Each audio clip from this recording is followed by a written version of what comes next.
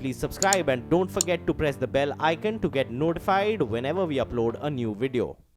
उत्तर प्रदेश के आगरा में 7वीं कक्षा का एक छात्र अपने शरीर पर लगे चोट के निशान दिखाने लगा। इस छात्र का आरोप है कि मामूली सी बात पर स्कूल के एक शिक्षक ने डंडे से उसकी बुरी तरह से पिटाई कर दी, जिसके कई निशान छात्र के शरीर पर साफ दिखाई दिए। छात्र का आरोप है कि वो कई दिनों बाद स्कूल गया था। इसी बात से खफा होकर शिक्षक रामदयाल ने डंडे से उसकी पिटाई कर दी। इस पिटाई से छात्र का एक हाथ भी टूट गया। क्यों मार रहे थे, कारण क्या था? नहीं आता तो पिटे वैसे। इस घटना के बाद पीड़ित छात्र के घर वालों ने आरोपी शिक्षक के खिलाफ कार्रवाई की मांग को लेकर पुलिस में शिकायत की। एप्लीकेशन लगवा देंगे, जो ऊपर कार्रवाई करवे कर बोल रहे। फिलहाल पुलिस ने पीड़ित छात्र के घर वालों की शिकायत पर आरोपी शिक्षक के खिलाफ मामला दर्ज कर जांच शुरू कर दी है। मुंबई में दादर और माटुंगा रेलवे स्टेशन के बीच पटरियों पर बैठकर रेलवे के हजारों अप्रेंटिस प्रदर्शन करते दिखे। इन लोगों ने रेलवे भर्ती में नए नियमों का विरोध करते हुए रेल का चक्का जाम कर दिया और पुराने नियमों के तहत पक्की नौकरी की मांग की। इस दौरान प्रदर्शनकारी छात्रों ने पोस्टर बैनर लेकर रेलवे ट्रैक पर ट्रेनों की आवाजाही को पूरी तरह ठप कर दिया और वी वांट जॉब के नारे लगाने लगे। सरकार है, उनकी बात नहीं मानेंगे, वो यहाँ से नहीं हटेंगे। जो ट्रेनें हैं वो अभी भी तकरीबन 2-2.5 घंटे से जो लॉन्ग डिस्टेंस ट्रेन जो यूपी बिहार और नॉर्थ इंडिया से आती है वो ठप पड़ी हुई हैं। छात्रों के अचानक हुए प्रदर्शन की वजह से मुंबई की रफ्तार थम गई, जिसका सीधा असर ट्रेनों की आवाजाही पर पड़ा। लोकल ट्रेनें तो ठप हुई ही, सेंट्रल रेलवे की करीब 30 ट्रेनों को भी रद्द कर दिया गया, जिसकी वजह से लाखों मुसाफिर बेहाल हो गए। यात्रियों को हो रही परेशानी के बीच भारी पुलिस बल भी छात्रों को पटरी से हटाने के लिए मौके पर पहुंच गया, लेकिन कुछ छात्र ट्रैक पर लेट गए और बाकी छात्र अपनी मांगों के समर्थन में ट्रेनों के आगे खड़े होकर नारेबाजी करने लगे। इस दौरान पुलिस और छात्रों के बीच धक्का मुक्की भी हुई। पहले ट्रेनिंग के बाद हम लोग को जॉब मिल जाता था, लेकिन अब ये बदल दिए हैं। राजनीतिक पार्टी एक ही बात बोलती है, तुम्हारा काम होगा, सिर्फ आश्वासन देती है। प्रदर्शनकारी छात्रों की मांग है कि रेलवे में पुराने नियमों के तहत भर्ती की जाए और जो रेलवे के अप्रेंटिस हैं उन्हें स्थायी नौकरी दी जाए। इसके अलावा छात्रों ने 20% कोटा को खत्म करने की भी मांग की और मांगें पूरी नहीं होने पर आंदोलन और तेज करने का ऐलान कर दिया, जिसके बाद सियासी हलके में हड़कंप मच गया। महाराष्ट्र में सरकार चला रही बीजेपी के सांसद किरीट सोमैया ने छात्रों से आंदोलन को खत्म करने की अपील की और दावा किया कि छात्रों की समस्या का जल्द समाधान निकाल लिया जाएगा। रेल मंत्री पीयूष गोयल जी से चर्चा हुई है, उन्होंने कहा है मैं तभी से चर्चा करने तैयार हूं, सभी को न्याय मिलेगा। इसके बाद शिवसेना सांसद राहुल शिवाले के हवाले से खबर आई कि मध्य रेलवे डीआरएम ने उन्हें भरोसा दिया है कि रेलवे जल्द ही इन अप्रेंटिस छात्रों की बहाली की प्रक्रिया शुरू करेगी। जानकारी के मुताबिक मध्य रेलवे में 12,400 पद खाली पड़े हैं। इन खाली पड़े पदों के लिए 31 मार्च तक परीक्षा ली जाएगी और परीक्षा पास करने वालों को स्थायी नौकरी दी जाएगी। वहीं सेंट्रल रेलवे के प्रिंसिपल सेक्रेटरी स्वामीनाथन ने इस मामले को बातचीत के जरिए हल करने की पेशकश की, लेकिन उन्होंने नियमों में बदलाव की मांग पर चुप्पी साध ली। हम रिटर्न में देने के लिए भी तैयार है, मीटिंग करने के लिए हम तैयार है, उस तक मैं रिटर्न में दे सकता हूँ। पॉलिसी एश्योरेंस मैं नहीं दे सकता हूँ। हालांकि अधिकारियों की तरफ से आश्वासन मिलने के बाद छात्रों के रुख में नरमी आई और फिर उन्हें पटरी से हटा दिया गया, जिसके बाद 3 घंटे से ज्यादा समय तक ठप पड़ी रेल सेवाएं बहाल हो गईं।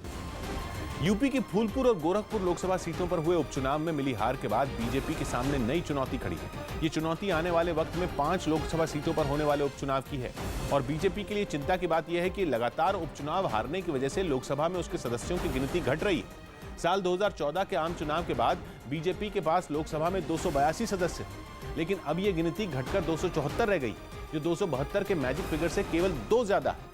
जल्द ही देश में 5 सीटों पर उपचुनाव होने हैं, जिनमें 3 सीट पर बीजेपी का कब्जा है और 2 पर बीजेपी के सहयोगियों का कब्जा है। अगर इन उपचुनावों में बीजेपी अपनी सीट न बचा पाई तो लोकसभा में बहुमत के लिए वो सहयोगियों पर निर्भर हो जाएगी। इन 5 में एक यूपी की कैराना लोकसभा सीट है, जहां एक बार फिर बीएसपी और एसपी की जुगलबंदी बीजेपी का रास्ता मुश्किल बना सकती है। महाराष्ट्र की पालघर और भंडारा गोंदिया सीट पर भी बीजेपी का कब्जा है, लेकिन अगर एनसीपी और कांग्रेस मिलकर चुनाव लड़ें तो बीजेपी के लिए चुनौती खड़ी हो सकती है। बची 2 सीट में एक जम्मू कश्मीर की अनंतनाग सीट है, जो मुख्यमंत्री बनने के लिए महबूबा मुफ्ती ने खाली की थी, और 5वीं सीट नागालैंड की है, जो नेफ्यू रियो के मुख्यमंत्री बनने के बाद खाली हुई। सुप्रीम कोर्ट ने SC/ST कानून के गलत इस्तेमाल पर चिंता जताई।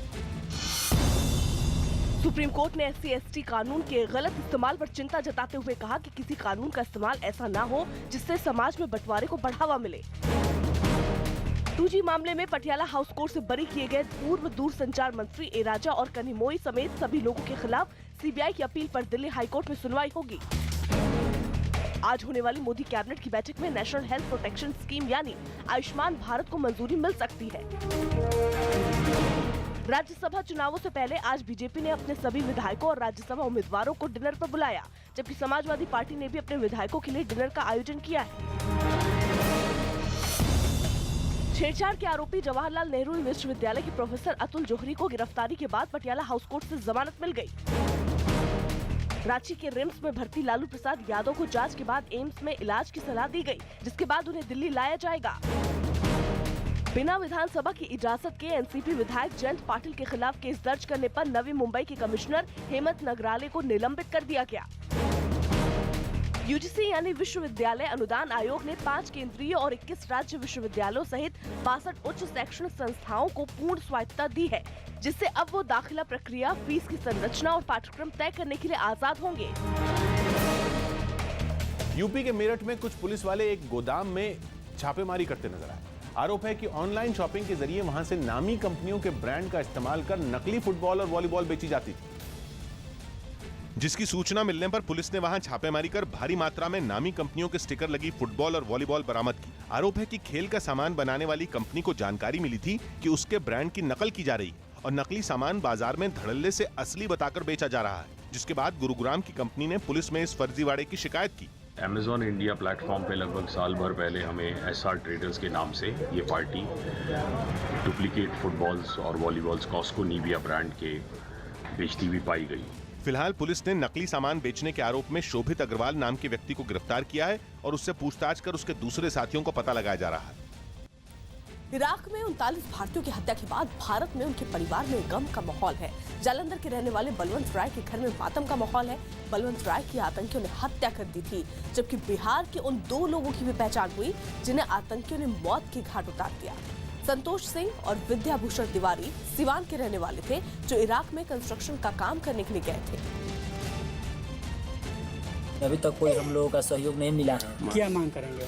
मांग यही करेंगे कि मैं बस वही थे कमाने वाले जो हमारे घर का पालन पोषण करते थे, और मैं एक छोटे भाई हूँ। तो सुषमा जी से चाहे यही थी से मेरी गुजारिश है कि हम लोग का कुछ मदद करे। लोकसभा में विपक्षी पार्टी के सांसद हंगामा करते दिखे। इन सांसदों ने मोसुल में मारे गए 39 भारतीयों पर राज्यसभा में विदेश मंत्री सुषमा स्वराज के बयान के बाद सरकार पर गुमराह करने का आरोप लगाया, जिसके बाद लोकसभा में पहले से हो रहा हंगामा और बढ़ गया। स्पीकर सुमित्रा महाजन ने सांसदों से शांत रहने की अपील की, लेकिन सदन में हंगामा जारी रहा। You don't have any feelings. इससे पहले राज्यसभा में विदेश मंत्री सुषमा स्वराज ने जून 2014 में इराक के मोसुल से अगवा किए गए 39 भारतीयों के मारे जाने की पुष्टि की। आज मेरे पास दोनों बातों के पक्के सबूत हैं। पहला कि हरजीत मसीह की कहानी सच्ची नहीं थी, और दूसरा भारी मन से कह रही हूँ वो लोग मार दिए गए। जिस हरजीत मसीह का जिक्र सुषमा ने अपने बयान में किया, वो मोसुल से अगवा भारतीयों में बचकर आने वाला अकेला था, जो किसी तरह के खूंखार आतंकी संगठन आईएसआईएस के चंगुल से निकलकर अगवा होने के 1 महीने बाद 2014 में ही भाग आया था।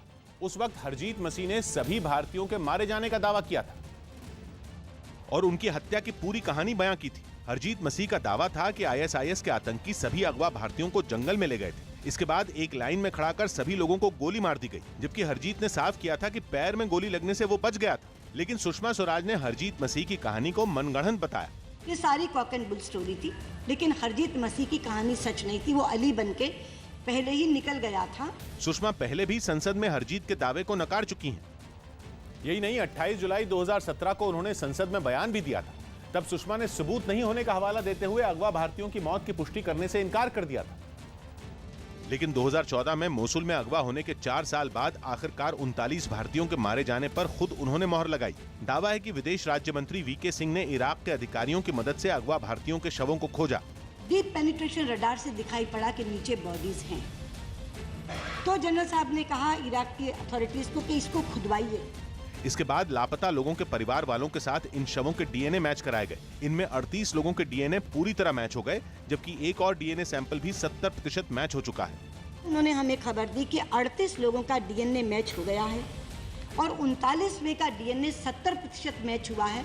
राज्यसभा में सुषमा स्वराज के बयान देने के बाद से मारे गए भारतीयों के परिवारों में मातम फैल गया।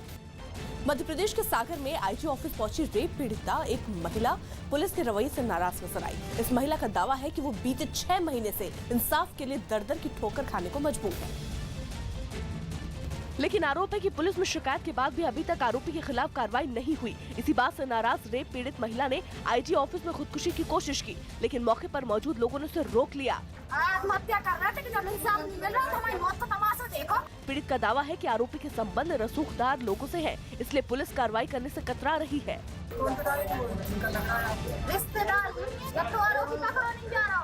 रेप पीड़ित महिला का हंगामा आईजी ऑफिस में काफी देर तक चलता रहा, जिसकी खबर लगते ही मौके पर पहुंचे पुलिस अधिकारी ने किसी तरह समझा बुझाकर महिला को शांत कराया और भरोसा दिलाया गया कि जांच के बाद आरोपी के खिलाफ जल्द कार्रवाई की जाएगी। आवेदन भी दिया हुआ है, क्या घटनाक्रम है पूरा पता करेंगे, उसके बाद ही पता लगेगा। खबर ये भी है कि पीड़ित महिला ने इंसाफ के लिए कोर्ट से भी गुहार लगाई थी। फिलहाल पुलिस ने देर से ही सही रेप पीड़ित की शिकायत पर मामले की जाँच शुरू कर दी है।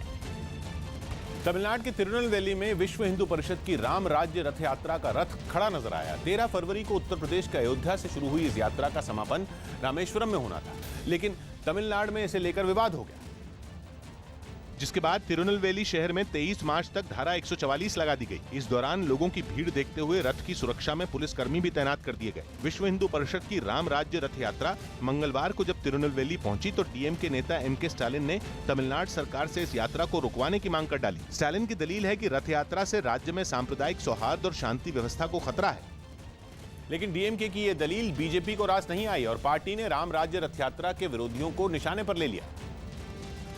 क्योंकि तमिलनाडु की सियासत में बीजेपी अपने पांव जमाना चाहती है, लिहाजा इसी सूबे से आने वाले पार्टी के नेता सुब्रमण्यम स्वामी ने रथ यात्रा का विरोध जताने वालों पर जोरदार हमला किया। ये सब अंग्रेजों की नाजायज बच्चे हैं सब, और इसीलिए ये सब बोल रहे हैं, कर रहे हैं। तो बीजेपी नेता विनय कटियार ने भी तमिलनाडु में रथ यात्रा को लेकर हुए विवाद पर सवाल उठाए। कहीं कोई समस्या नहीं आई, तमिलनाडु में क्यों समस्या आ रही है? ये तो केवल एक बहाना है उसको रोकने के लिए। हालांकि यात्रा का विरोध करने वाले कुछ प्रदर्शनकारियों को गिरफ्तार किया गया, लेकिन तमिलनाडु सरकार ने रथ यात्रा पर रोक नहीं लगाई।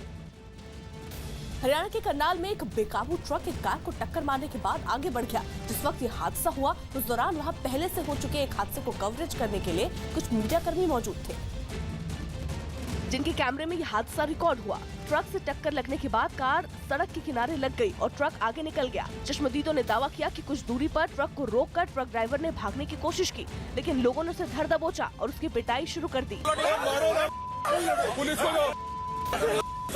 ट्रक ड्राइवर हाथ जोड़कर अपनी जान की गुहार लगाता रहा, लेकिन गुस्साए लोगों ने उसकी एक नहीं सुनी। आखिरकार कुछ लोगों की बीच बचाव के बाद ही लोगों ने ट्रक ड्राइवर को पीटना बंद किया और फोन करके ट्रक के मालिक को मौके पर बुलाने की कोशिश की। ट्रक ड्राइवर ने दलील दी कि ओवरलोड होने की वजह से ट्रक के ब्रेक नहीं लगे, जिससे वो आगे वाली कार से टकरा गया। लेकिन लोगों ने दावा किया कि ड्राइवर की नींद में होने की वजह से ये हादसा हुआ। पीछे एक ट्रक आया, उससे ब्रेक नहीं लगी, नींद में था बोल रहा था, और आते ही उसने ब्रेक मार दी। मौके पर मौजूद कुछ लोगों ने ये भी आरोप लगाया कि घटना वाली जगह पर पहले से ही जो हादसा हुआ था, उस हादसे के शिकार गाड़ियों को 9 घंटे बाद भी वहाँ से नहीं हटाया गया। इस वजह से वहाँ लोगों की भीड़ जुट गई। कहीं न कहीं ट्रैफिक पुलिस की और सरकार की घटना की खबर दिए जाने पर पुलिस मौके पर पहुंची और लोगों ने ट्रक ड्राइवर को पुलिस के हवाले कर दिया। उत्तर प्रदेश के अलीगढ़ में कुछ पुलिस वाले कपड़े से चेहरा छिपाए 3 लोगों को हथकड़ी में जकड़कर थाने ले जाते दिखाई दिए। आरोप है कि तांत्रिक के कहने पर 5 साल के बच्चे की बलि उसी के ताऊ ने दे दी और शव को खेत में छोड़कर चले गए। नरबली की ये वारदात 24 फरवरी की है, जिसकी जांच में जुटी पुलिस ने हत्याकांड में शामिल तीनों आरोपियों को गिरफ्तार कर लिया। जांच में सामने आया कि तांत्रिक के कहने पर 5 साल के बच्चे के ताऊ ने गड़ा खजाना पाने की चाहत में उसकी बलि दे दी। बच्चे का शव 14 मार्च को खेत में मिला और कपड़ों से उसकी पहचान हुई। पुलिस ने हत्या में इस्तेमाल गंडासा और तंत्र मंत्र का सामान भी बरामद किया। तांत्रिक ने इसके हाथ पैर बंधवा दिए और फिर उसके गर्दन पे वार करके जो ब्लड निकला वो उस बच्चे के ताऊ को, जिसको फायदा पहुंचाना था, उससे उसका तिलक किया। पुलिस की गिरफ्त में आए आरोपी ताऊ ने अपना गुनाह कबूल किया। कन्हैया था, मेरे भाई का लड़का था, इसने मेरी बुद्धि खराब कर दी। नरबली के इस खुलासे से इलाके में दहशत फैल गई। किसी को यकीन नहीं हो रहा कि बच्चे के ताऊ ने ही उसकी हत्या कर दी। बिहार के बेतिया में पुलिस के कुछ जवान हाथों में डंडे लिए लोगों की भीड़ को समझाने की कोशिश करने लगे। जिस इलाके में लोगों की भीड़ जुटी थी, वहां अवैध कब्जे को हटाने के लिए पुलिस के साथ साथ प्रशासन की टीम भी पहुंची थी। लेकिन इलाके के कई लोग प्रशासन की कार्रवाई के खिलाफ हाथों में डंडे लेकर पुलिस के सामने डट गए। कुछ देर की मशक्कत के बाद पुलिस ने उन लोगों को वहां से हटा दिया और इलाके में हुए अवैध कब्जे को गिराने की कार्रवाई शुरू कर दी। लेकिन पुलिस की कार्रवाई से गुस्साए लोग फिर से जुटे और इस बार उन्होंने पुलिस वालों पर हमला बोल दिया। लोगों के गुस्से को देख पुलिस ने भी मौके से भागने में ही भलाई समझी और कुछ ही देर में पुलिस और प्रशासन के सभी लोग वहां से गायब हो गए। कुछ देर बाद भारी पुलिस बल के साथ प्रशासन दोबारा वहां पहुंचा और फिर से अवैध कब्जे को गिराने का काम शुरू कर दिया गया। हालांकि इस बार अवैध कब्जे को गिराए जाने से रोकने के लिए लोग पुलिस के सामने नहीं पहुंचे,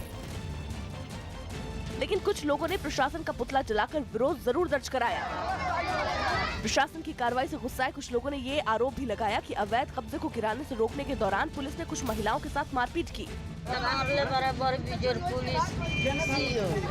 वहीं मौके पर मौजूद एक महिला पुलिसकर्मी ने लोगों को नसीहत दी कि हंगामा करने की बजाय वो अपनी मांगों को लेकर डीएम दफ्तर पर गुहार लगाएं। प्रशासन ने दावा किया कि इलाके के एक हाई स्कूल की जमीन पर कई साल से कुछ लोगों ने अवैध कब्जा किया था और कोर्ट के आदेश के बाद ही वो उसे हटाने पहुंचे थे। पंजाब के होशियारपुर में रोती बिलखती एक बुजुर्ग महिला को आस पड़ोस की महिलाएं ढाढ़स बताती दिखी। इस परिवार का एक सदस्य इराक के मोसुल में लापता हुए उन 39 भारतीयों में शामिल था जिनकी मौत की पुष्टि राज्यसभा में विदेश मंत्री सुषमा स्वराज ने खुद की, जिसके बाद इन परिवारों में सरकार के खिलाफ नाराजगी बढ़ गई और उनके घरों में मातम पसर गया। होशियारपुर में 4 साल से जवान बेटे कमलजीत की वापसी की आस लगाए हुई उसकी मां फूट फूट कर रोने लगी।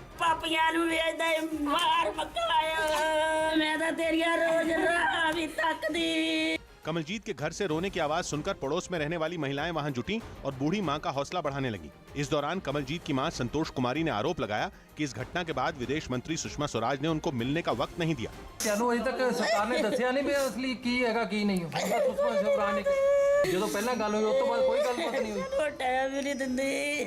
कमलजीत के परिवार ने यह भी आरोप लगाया कि केंद्र सरकार ने 4 साल से उनकी कोई सुध नहीं ली। 2014 में कमलजीत भी भारत से मोसुल में मजदूरी के लिए गए उन भारतीयों में शामिल था जो अचानक लापता हो गए। इस घटना के बाद आशंका जताई गई थी कि आतंकी संगठन आईएसआईएस ने 39 भारतीयों को अगवा कर उनकी हत्या कर दी, लेकिन इस खबर की पुष्टि होने में करीब 4 साल लग गए। आतंकी संगठन आईएसआईएस के शिकार बने मनजिंदर सिंह के परिवार में भी हड़कंप मच गया। मनजिंदर की मां समेत परिवार की दूसरी महिलाएं रोने बिलखने लगीं। मनजिंदर की बड़ी बहन ने आरोप लगाया कि इस मामले में विदेश मंत्रालय के अधिकारियों ने अब तक उनसे संपर्क नहीं साधा। इतनी बड़ी इन्फॉर्मेशन वो पूरी दुनिया को बता रहे हैं और परिवार वालों को पता भी नहीं है। मनजिंदर के परिवार ने दावा किया कि नवंबर 2017 में डीएनए सैंपल लेने के बाद सरकार ने उनसे कोई बात नहीं की। हालांकि पिछले साल विदेश राज्य मंत्री वीके सिंह 39 भारतीयों की तलाश में मोसुल गए थे। जून 2014 में जिन 39 भारतीयों को आतंकी संगठन ने अगवा किया था उनमें 31 लोग पंजाब के रहने वाले थे, जिनमें जालंधर के रहने वाले सुरजीत भी थे। टीवी पर सुरजीत की मौत की पुष्टि होते ही उनका परिवार भी गम में डूब गया। आर्थिक तंगी से जूझ रहे सुरजीत के परिवार की मांग है कि सरकार की तरफ से मिल रही आर्थिक मदद बरकरार रहे। साडा कोई सहारा नहीं है इस वेले, इक्को एक सहारा सी वो भी सातों खो लिया रब ने। हुण इस वेले असीं बेसहारा हो चुके हैं। कुछ यही हाल जालंधर के ही रहने वाले देवेंद्र के परिवार का है। केंद्र सरकार की पुष्टि के बावजूद देवेंद्र के बेटे को अब भी अपने पिता का इंतजार है। इस खबर का तो सानू इंतजार ही नहीं सी जेड़ी सानू मिल गई। देवेंद्र के परिवार का आरोप है कि इराक में फंसे भारतीयों को वापस लाने का वादा करने वाली केंद्र सरकार ने उनका भरोसा तोड़ दिया। इराक के मोसुल में अपनों को गंवाने का गम सिर्फ पंजाब के शहरों तक ही सीमित नहीं है, बल्कि आईएसआईएस के आतंकियों ने हिमाचल प्रदेश के रहने वाले 4 लोगों को भी मौत के घाट उतार दिया, जिनमें धर्मशाला के रहने वाले अमन पासू भी शामिल थे। भारत सरकार के बयान के बाद अमन का पूरा परिवार सदमे में है। हालांकि अमन की मां को आज भी अपने लाल के लौटने की आस है, लेकिन अमन का परिवार कुछ भी बोलने की हालत में नहीं है। खबर है कि केजरीवाल के खिलाफ जेटली मानहानि का केस वापस नहीं लेंगे। सूत्रों के हवाले से खबर है कि मानहानि मामले में सीएम केजरीवाल के माफी मांगने के बाद भी वित्त मंत्री अरुण जेटली केस वापस लेने को तैयार नहीं है।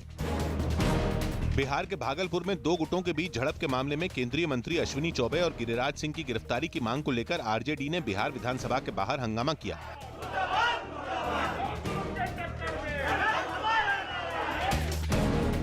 बिहार के बेगूसराय में एक महिला का शव मिलने के मामले में लोगों ने प्रदर्शन किया। यूपी के इलाहाबाद में डिप्टी सीएम केशव प्रसाद मौर्य पर उपेक्षित बीजेपी कार्यकर्ताओं के नाम से कई आरोप लगाते हुए उनके इस्तीफे की मांग की होर्डिंग लगाई गई। शिवसेना ने अपने मुखपत्र सामना में पाकिस्तान की ओर से सीजफायर उल्लंघन में 5 लोगों की मौत के मुद्दे पर सरकार पर हमला करते हुए पूछा कि आखिर ऐसा कब तक चलता रहेगा। त्रिपुरा के नए मुख्यमंत्री बिप्लब देव दिल्ली में उपराष्ट्रपति वेंकैया नायडू से मिले और उनके पैर छूकर आशीर्वाद दिया। कई दिनों से बीमार चल रहे वीके शशिकला के पति नटराजन मरुथप्पा का 76 साल की उम्र में चेन्नई में निधन हो गया। तमिलनाडु के पुदुकोट्टई में समाज सुधारक पेरियार की मूर्ति तोड़ने के आरोप में पुलिस ने मामला दर्ज कर आरोपियों की तलाश शुरू की। बिहार के वैशाली में नेशनल हाईवे 77 पर हुए एक हादसे में एक आदमी की मौत के बाद गुस्साए लोगों ने मुआवजे की मांग को लेकर सड़क जाम कर हंगामा किया।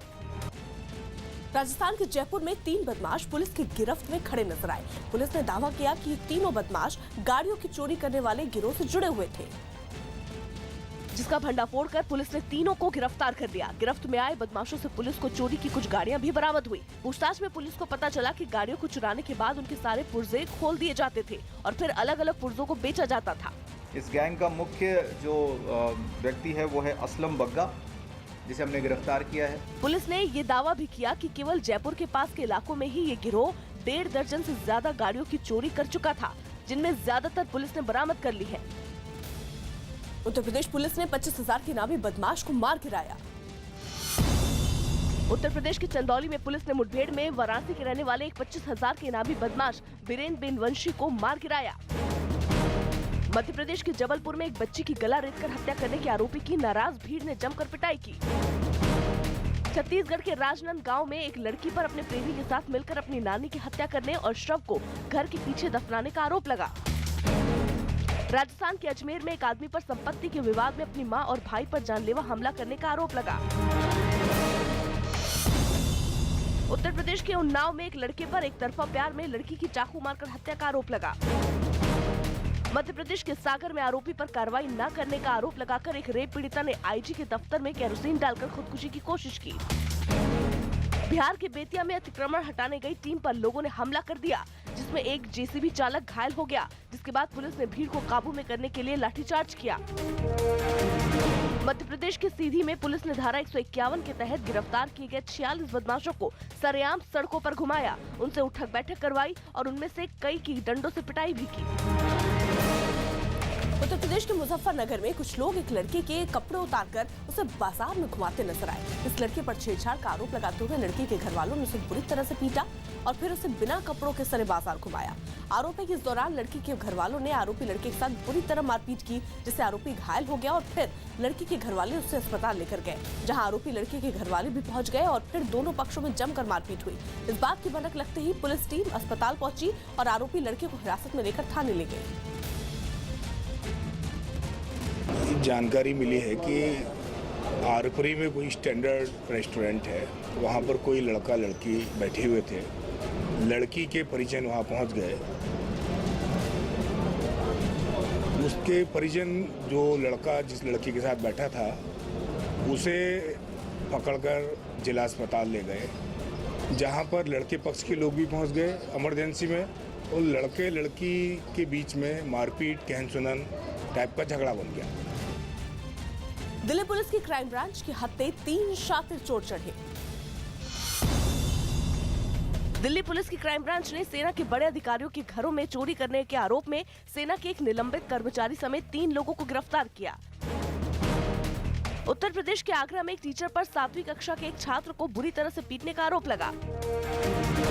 उत्तर प्रदेश के आगरा में कर्ज से परेशान आलू की खेती करने वाले किसान ने फांसी लगाकर खुदकुशी कर ली।